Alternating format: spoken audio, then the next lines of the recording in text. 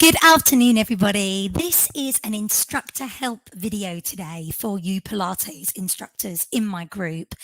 I know I've spoken about this in the WhatsApp group before, but after Christmas, I'm going to be doing a 6-week kind of fitness Pilates mentoring for anyone in my group who is a fitness Pilates instructor, to really kind of help and support you with your classes, with your clients, with conditions that they may have.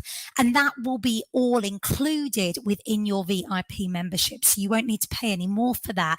That will be included for, just as a bit of a support mechanism to help you with your class planning, to help you with questions, especially something like this, like a subject like this. So a lot of clients will struggle with certain moves, and it's because of either a lack of mobility or the fact that they've got muscles which are incredibly overworked, and then other ones which are underworked, and those ones which are overworked will be the ones they'll be tiring, they will be exhausted from there. So I'm going to be focusing really predominantly on lower body. I'm going to be focusing on quads, hamstrings, and hips, and then give you some key things that you could work on with your clients. Sometimes I think we have to think about what's going to be more beneficial for this client. So just an example for you. I'm about to take on a new husband and wife client. A lot of my clients are husband and wives. I do their sessions together or one after the other. These two people row. They row for Cambridge. They are really slender, really fit. Rowers have to be fit. God, it's such a hard, unforgiving sport.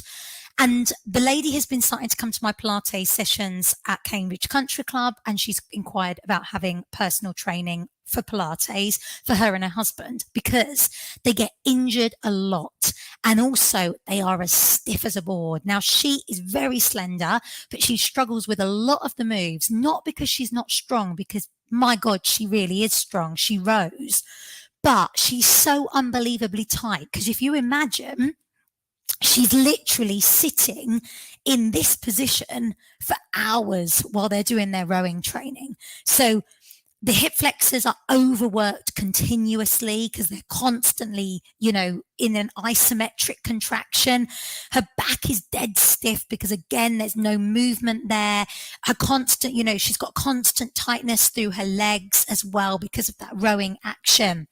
So when I'm going to be delivering their sessions for them, predominantly their sessions need to be mobility sessions. They really don't need to focus too much on core strength. It needs to be a lot of mobility work. So with some of your clients that are really struggling, look at whether or not is it worthwhile switching up the programming that you're doing and thinking about maybe instead of doing so many Pilates core strength exercises, to do some more mobility exercises, because you can't strengthen a tight muscle. So we need to think about getting these areas flexible.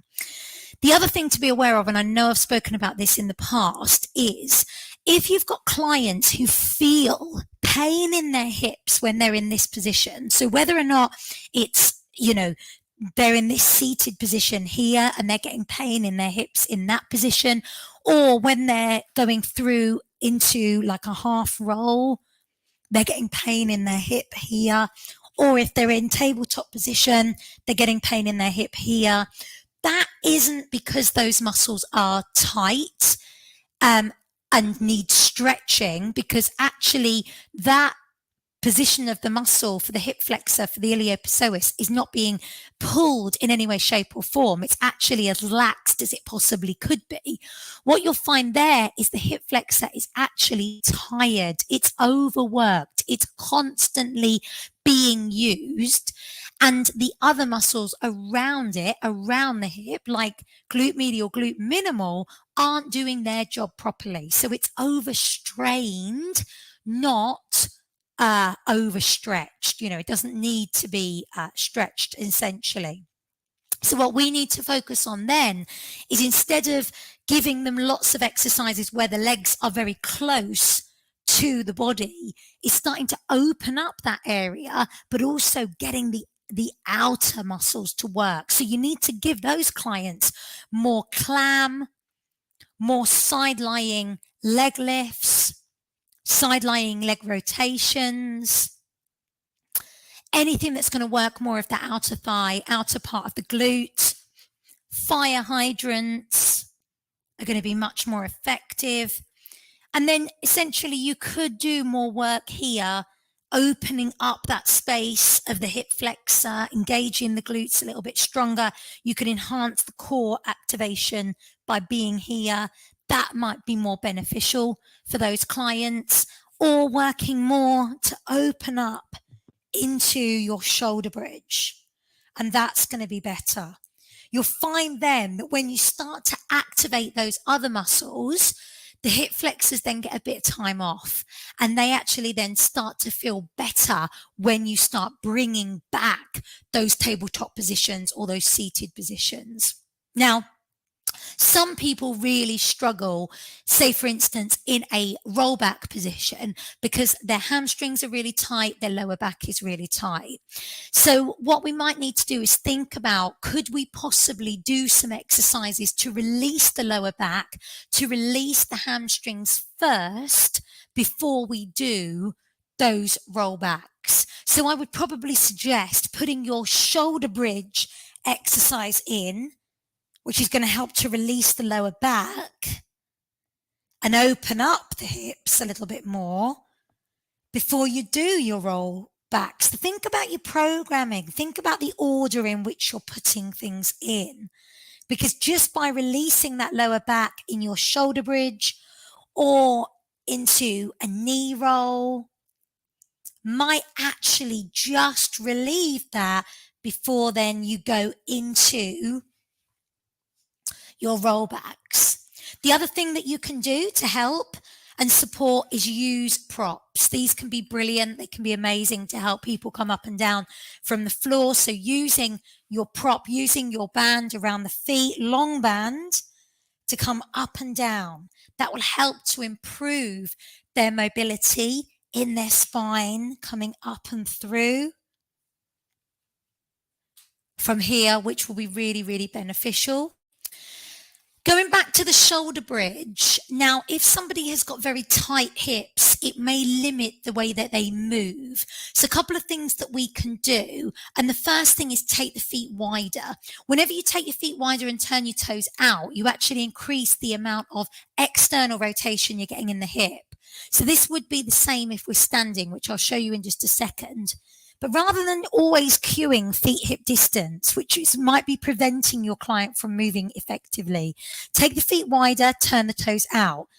It's not going to look as dignified, probably not feel as dignified either, but they will be able to move better if they do their shoulder bridge here.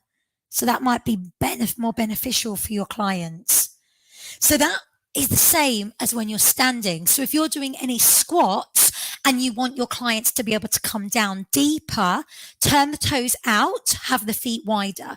When I did the health talk on improving your confidence with regards to squats and lunges on Monday, I did a lot here about how you could improve squat depth. And one of the things is to take the feet wider. Now, this would be the same on a roll down. So if someone's really struggling with their mobility, or you're finding that they're going over very much quite flat backed, try taking their feet wider and see whether or not they can actually articulate better with the feet wide, more like a rag doll, and that will help. Okay, so you're trying to then enhance their mobility by actually taking those feet wider from there. Couple of other things that you can do that naturally kind of open up the quads and open up the hip flexors on certain moves. So thread like a needle, big favorite. But obviously with your thread like a needle, the knees are under the hip bones, again, close to the body. So the hip flexors naturally here will be, working in an isometric fashion. So what we can do is, if I'm taking my left hand to my temple, I'm going to extend my right leg back. So I'm opening up that space. So now I can do my thread like a needle. I can turn. I could do the full arm if I wanted to, thread through, as I'm opening up. And that's going to give that hip area more of a deeper release. Tight quads can be a culprit. And again, I think we've just got to think about how much stretch work are they actually doing for the quads. If they're doing a lot of activity, like my clients that row or cycle a lot or run a lot, these quads are going to be very, very dominant. How much stretch work are they doing for the quads? Are they literally finishing their run and just doing a quick, yep, done, off they go, off they trot? That's not enough. So we need to be putting in a little bit more quad stretch work into our sessions. So for instance, when you've done your warm up, as you're coming down to the floor and you've done all your calf stretch exercises and you bring them down, could we then bring this into a hip flexor and a quad stretch? Foot forward, something under the knee if you need to, tucking that pelvis forward and back, going into that rock. I know I always cue this as a hip flexor stretch, but actually you're getting a quad stretch here as well. You can't get one without the other. So opening back, lifting and reaching, putting them in earlier into your session before then you say, for instance, go into your seated ab work or your rollbacks or your supine work. We could also then put in quad stretches either before or after we've done any work in prone. So in our prone lying exercises, working through our back, we could then bring one hand under the forehead, take the opposite leg up, foot goes into the hand, push the thigh through the floor, maybe even lift the knee and give them a beautiful quad stretch. But then again, before they're going into any exercises where those quads are going to kick in, like tabletop tap downs, you've already stretched them. Likewise, if you're doing any side lying, maybe you're doing side bends, or maybe you're doing those outer thigh lifts or your clam. After you've done those, taking it into that quad stretch, opening up. People prefer actually a side lying quad stretch more than they do a standing quad stretch. They often can feel it better. They've not got a balance issue. It's not the same as doing it down on the floor, laying flat, because the floor doesn't get in the way. You could be here. Again, stretching those quads so that when you're then going into those rollbacks, they've got a lot more freedom, a lot more movement, and that could be beneficial. Just like I said with regards to tight hamstrings and tight quads, tight hips, we might need to use props like a band. We could also use the ball, and this can be as well really beneficial for anyone who's very tight in the lower back. So if you're putting the ball underneath the back of the pelvis and then taking it through any of your exercises, even if it's actually your shoulder bridge, coming back down, that back can then cushion into the lower back. Or if we're then taking our legs up, say for instance in scissors, having the butt lifted just takes the strain off the lower back. It also takes the strain off the hamstrings. So putting a ball underneath their bottom when they do, say for instance, scissors or bicycle can be much better. Tight lower backs and tight hamstrings, and you'll find that that can be more beneficial as well. So you can aid that. Obviously, seated can be an issue because if someone's got a very tight lower back, they've got tight hamstrings, seated can feel really uncomfortable. So they need to be elevated. Sit them on cushions, sit them on blocks, and feel free to bend the knees. They can have the legs wide. So if you're doing, say, for instance, a spine twist, the more they can be propped up and legs bent, the better that's going to be. They're going to find they're going to be able to move better. But it all comes down to like how much are they actually doing? How much release work, how much mobility work are they actually doing? The thing is, people tend to do so much mobility for their upper body and their shoulders. Think about it in fitness Pilates. You know, we've got our thread like a needle, we've got our spine twist, we've got our side lying open door. These are all fantastic with regards to our upper body mobility. But what really have we got in the lower body that we can do for our mobility? And this is where we might need to use other mobility drills to be able to get more mobility into the hips, into the lower back, into the legs. So think about maybe using legs wide and rotating in, gaining more mobility into the hips here. Think about coming onto all fours and doing hip circles here, again to help that mobility into the hips. Think about as well moving feet, like I said, on thread like a needle, taking the foot away, or when you're doing your roll downs, taking your feet wider, doing those as well. That's going to be beneficial. Releasing that lower back, cat to cow, but also don't forget to rotate, circle round, lifting up, wagging of the tail. All of these are going to unlock the lower back, wagging of the tail side to side. Also is going to be beneficial. Really good for releasing from here. Obviously, coming to your one Pilates class per week is not going to fix them straight away. They're probably going to need to do a little bit of homework. They may need to have some more one-to-one sessions with you, or at least take part maybe in your virtual studio as well as your main studio to be able to take part in more stretch, more mobility work.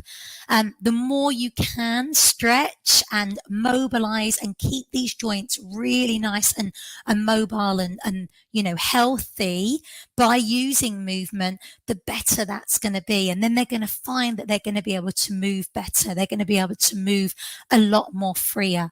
It does come with, though, as well, thinking about what their body composition is. If they're holding a lot into their abdominals, if they've got quite a lot of visceral fat, that's going to affect how much movement they've got in their hips, how much movement they've got in their back, how much movement they've got in their legs. So again, it might need to come from a lifestyle perspective. There's no amount of mobility that you're going to be able to do. They need to lose some weight in order to be able to move better and put less strain on those joints, on the hips, on the lower back, on the legs from there. But I really hope that's helped you. And remember, like I said, if you are interested, and it doesn't mean you have to, just because you're in my group, doesn't mean you have to take part in the 6-week kind of mentoring for fitness Pilates instructors, but I'm going to give it to you after Christmas to help you with your planning, to help you with your programming, to mentor you with any questions that you might have, to be able to give you instructor help videos, every week for 6 weeks, so that you can have the knowledge to be able to gain more information for your clients with fitness Pilates who might have different conditions, who might have things like bursitis, or who may have a frozen shoulder, and they need to know what you can do and what they can't do. So if you are interested, let me know. Otherwise, have a fabulous rest of your afternoon, and let me know if there's any questions at all, and hopefully I'll see you live or on a catch up real soon.